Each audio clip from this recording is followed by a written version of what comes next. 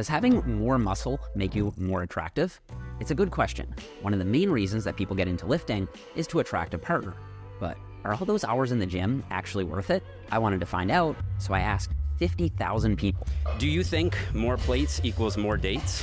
Girls care more about your personality, not so much like how much weight you're lifting. If you're really strong, I think that's very attractive. It can definitely help your odds. Get more dates by becoming more confident and getting really good at any craft and just being you, man. No.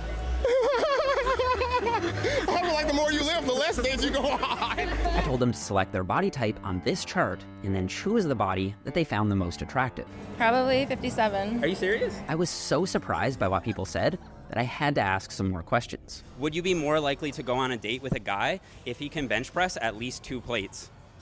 I don't care. And would you be more likely to go on a date with a guy if he has more muscle? Yes. Do you think that people who are leaner are more happy in relationships?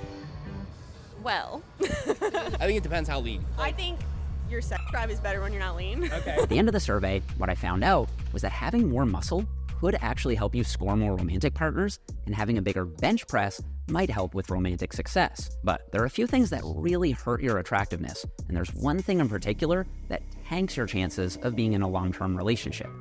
In this video, I'm going to tell you what level of muscularity women find the most attractive, whether or not people with a six-pack actually score more romantic partners, and explain the single most important factor for securing a happy, long-term relationship. So let's start with everyone's favorite exercise, the bench press. Do more plates really equal more dates? All right, this is how bench press strength looks for the men that I surveyed. Most guys could bench press around 2 plates per side as a 1-rep max, which I'd consider intermediate level strength. Only 5% could bench press 3 plates, and only a tiny sliver of you animals have ever put up 4 plates. My all-time best bench press is 380 pounds, by the way, so just under 4 plates. All right, now let's see if the bigger benchers are actually scoring more partners. Again, here on the x-axis is how much you can bench, so 1 plate per side, all the way up to 4 plates per side, and on the y-axis is how many lifetime intimate partners you've had. As you can see, more plates does, in fact, equal more dates. Men who benched more than 4 plates had, by far, the most partners, with a lifetime average of 16.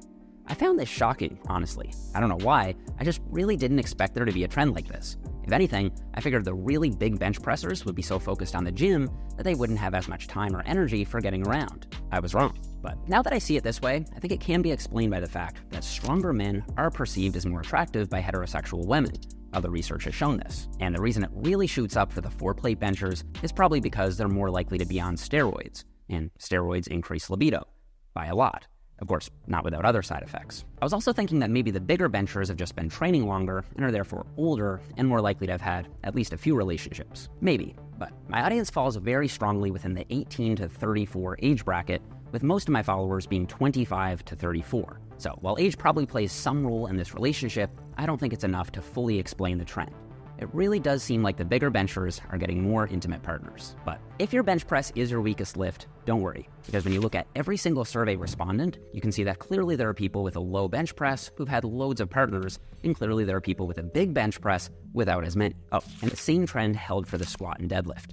More strength meant more partners. The specific lift doesn't seem to matter much, it's the fact that you're strong that seems to count. But what about women? Do you think stronger women had more partners too? Or did being stronger actually lower the partner count for women? Nope, women showed the same trend as men. More strength meant more partners. So yes, your strength does predict your partner count, but it's not the most important thing, and it's definitely not the worst thing. We'll get to that. All right, so what body type does the best? This part was actually the most surprising to me. I want you to point to the body that you think is most attractive. So as you go down here, there's more muscle, and as you go across here, there's more body fat. I prefer a little bit of a, not too much muscle. Okay. I think somewhere in this area over here. This. 43. Okay, we're getting somewhere. One of these? So I want you to pick one. I want you to pick, she just points to him. Let's start with body fat.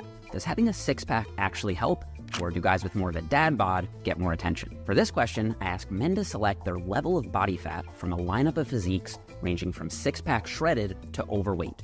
And then I asked them how many lifetime partners they've had. Obviously, they could skip this question if they'd rather not say it. And then I made this graph, which compared their lifetime partners to their body fat, with one being the most shredded and 8 being the most overweight. I honestly expected it to look something like this, where the most shredded guys would do a bit worse because, I don't know, maybe they're a little too gym obsessed or narcissistic. But I figured there'd be a leanness sweet spot somewhere around level 3, which is about 10 to 15% body fat. I was totally wrong. This is what it actually looked like. Your amount of body fat had zero impact on your total number of partners. It was a flat line all the way from six-pack shredded to most overweight. Leaner guys weren't doing any better than heavier guys. But just because you have the same number of lifetime partners doesn't necessarily mean that you're more happy with your romantic life. And I think it's romantic satisfaction that matters more. So to fix this, I asked people to rate their romantic satisfaction on a scale of 1 to 7, with 1 being the worst and 7 being the best. And then I made this graph. This time, your level of body fat did predict your romantic satisfaction. I separated out all the people who ranked their romantic satisfaction a 1, so the worst possible rating, and I wanted to see if the people most frustrated with their romantic life were leaner or not. As you can see, the people with the most body fat also had the most people who rated their romantic satisfaction a 1. And the same was true for women. The most romantic dissatisfaction was found in the men and the women with the most body fat. Next, I'm going to reveal if being more jacked can help you land a happy, long-term relationship. But I want to quickly shout out MacroFactor first, just in case some of you do want some help with your diet. I'm a part owner of the app, and over the last year, I used it to help me transform my own physique and improve my health. It's just like having your own personal nutrition coach, and you'll get individualized updates to your diet each week to make sure that you hit your goals. You can download a 2-week trial for free at the first link below, or you can scan this QR code on screen and input code Jeff when you download the app. Okay, so what about muscle? Does being more jacked mean you'll have a better love life? Well, let's see. First, this is a graph of your muscularity and your number of intimate partners. The most jacked guys had the highest number of partners with an average of 11. Why is that? Well, again, other research does show that muscularity is positively associated with, quote, mating/reproductive success. And I suspect the fact that it shot up again for the super jacked guys has something to do with steroids. Because to get to a level 8 on my scale, most people would probably need anabolics. But what about women? Did the more jacked women also have more intimate partners, or did it flip the other way? Well, let's see. There you go. Same trend here. The more muscle that women had, the more partners they had. But let's be honest, who really cares about your total number of intimate partners? What people really want is a loving and healthy relationship. So the real question is, does being more muscled increase your chances of being in a relationship? Let's bring the data in.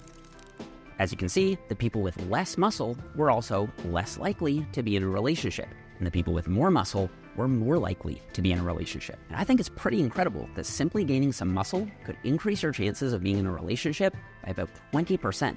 I mean, even getting to a level 5 or a level 6 seems to help, and that level of muscular development is well within the natural range. Of course, all of these graphs are just correlations. They can't tell us what causes what. Could be that people who are more muscled are more confident and therefore more likely to actually approach women. It might not be the muscle per se. So to figure out exactly which body type women like the most, I figured I'd just ask them straight up. Which body do you find most attractive? Just point to what level of muscularity you think is most attractive. This one. Okay. As you can see, 1 is the least muscular and 5 is the most muscular, with 4 being around the upper limit of what's achievable naturally. These results were pretty wild. The most attractive physique was level 3. Over 41% of women said they found level 3 the most attractive. Only 10% of women found level 5 most attractive. In fact, more women preferred the second level of muscularity than the 5th level of muscularity, and that's coming from my audience. Women presumably already more into the gym and possibly biased toward a more muscular look. I think men should be encouraged by this, because level 2 is easily attainable with a relatively healthy diet and just 1 or 2 full-body workouts per week. While to get to level 5, you'd not only need to spend a lot more time in the gym, you'd also probably need to supplement anabolics and deal with their less than desirable side effects. But here's the incredible part. Next, I asked men which level of muscularity they wanted for themselves. What was their goal level of muscle? I want you to notice how different it is from what women said they found the most attractive. Most men said they wanted a level 4 muscularity. A level 5 wasn't far behind at 33%. 1/3 of men said they wanted the highest level of muscularity. I think this is worth highlighting. Only 10% of women said they found level 5 most attractive, while 33% of men are chasing this physique. That's a big gap. Almost nobody selected down. So what's the point of me getting there then? That's what I'm trying to tell you. Honestly, I had 2 sandwiches today. I started here and now I'm here. I would love to be. Honestly, 28's pretty great. Yeah? 28. Okay. Do you want to know what she thought was the most attractive? She definitely picked 8. Now, I'm obviously not saying that men should only train to impress women, but since many men do train, at least partly with the goal of attracting women, and on average, women don't prefer level 5 as much, and since getting to level 5 would potentially impose health risks, for some, it might be worth reconsidering your goal. But out of all of this, I still haven't told you what helps the most, and I still haven't told you what hurts the most. Out of everything I analyzed in my survey, the strongest correlation with dating parameters was, oddly enough, bench press strength. Do you think you'd be even more likely still to go out with a guy if you could bench press 3 plates? Yeah, it's pretty impressive. Men who could bench more seem to go on more dates, be more likely to be in a relationship, and just do better romantically overall. But then I started thinking, maybe there's something even more important that I missed. After all, I didn't ask any questions about height or facial masculinity. So I did some digging and discovered that there's basically an entire field of science dedicated to answering this exact question. The biggest study I could find was this meta-analysis, which looked at more than 170,000 subjects. It took 6 stereotypically masculine traits and figured out which one was most closely linked to mating and reproductive success. The 6 traits were height, voice pitch, facial masculinity, testosterone levels, index finger to ring finger ratio, and strength and muscularity. Out of these 6 physical traits, which do you think was most strongly linked to mating success? Maybe it was height or Voice pitch? it was actually strength and muscularity. But if you dig into the data, all 6 of these traits combined only accounted for about 5% of the variance in mating outcomes. In other words, these 6 things that everyone fixates on don't account for 95% of what goes into romantic success. So the non-physical stuff is more important to you? Yeah, 100%. You can't have a great body if he's like stupid or just like doesn't have values. It's like you're out. Of course, physical attributes do matter, and I think some of the best things you can do in this regard are making sure that you're well-groomed, you smell good, you practice good hygiene, take care of your teeth, you find a hairstyle that works for your face, and you dress with a style that fits your body shape. But even more important, believe it or not, is being a good person. Being kind to others is consistently rated as one of the most attractive qualities for people of all genders and sexual orientations. The real reason that women seem to dislike nice guys is that when women picture a nice guy, they're thinking of someone who's needy, clingy, and desperate. But it's the neediness and the clinginess that's unattractive, not the niceness. If you're someone who has their shit together, meaning you take care of yourself, you set goals, and you have other cool stuff going on in your life, and you're kind to others, you're going to come off as much more attractive than someone who's just a jerk or an asshole. In my searching, I uncovered this classic study where researchers compared jerks to so-called nice guys. Only 7% of women picked the jerk, and the kinder the man was portrayed, the more desirable he was. And even when the researchers made the jerk more handsome, he still lost 85% of the time. And to really put the nail in the coffin for this myth, this study surveyed heterosexual, bisexual, and homosexual men and women. In all cases, intelligence and kindness were ranked as being more important than physical attractiveness, except for heterosexual men who ranked physical attractiveness in between kindness and intelligence. Still, for women of all sexual orientations, kindness and intelligence mattered the most. And being mean or a bully to other people seems to be one of the least attractive things you can do. I might get hate for this, but I think that when you see a guy that's like so lean, so muscular, like I've had like instances where like they're just so like, I'm sorry, like full of ego, you know, and that's like, for me, that's for sure a turn off. Like, I'd rather like have like a nice guy, you know, talk to me like, yeah, but then rather like, yo, I'm like, yo, I'm just a strong guy, yeah. Obviously, I'm not saying that the physical stuff doesn't matter. It does.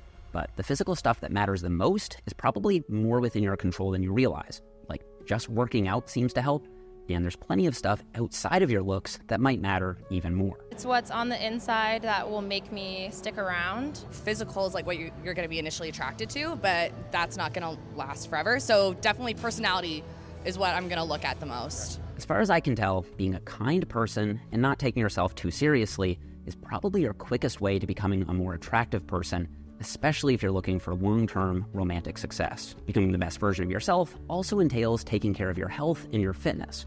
So if you are interested in losing fat, building muscle, or both, I strongly recommend checking out my gold standard nutrition app, MacroFactor. We just recently hit 150,000 active users, so this isn't another small-time influencer app, and there are already thousands of people who've transformed their body and health by using the app. Unlike most other diet apps, we don't punish you for missing days here and there or send you stressful alerts, so you can be more chill about your diet while balancing other aspects of your life and still achieve your goals. MacroFactor uses the most up-to-date scientific literature to power its algorithms, and its recommendations are custom-tailored to your metabolism specifically. If you'd like to try it out for yourself, you can scan the QR code over here next to my head, or you can click the first link in the description box down below and enter code JEFF after you download. That'll get you a 2-week trial for free, so you can try it out first before you commit. All right, that's it for this one, guys. Don't forget to leave me a thumbs up if you enjoyed the video, subscribe if you haven't already, and I'll see you guys all here in the next one.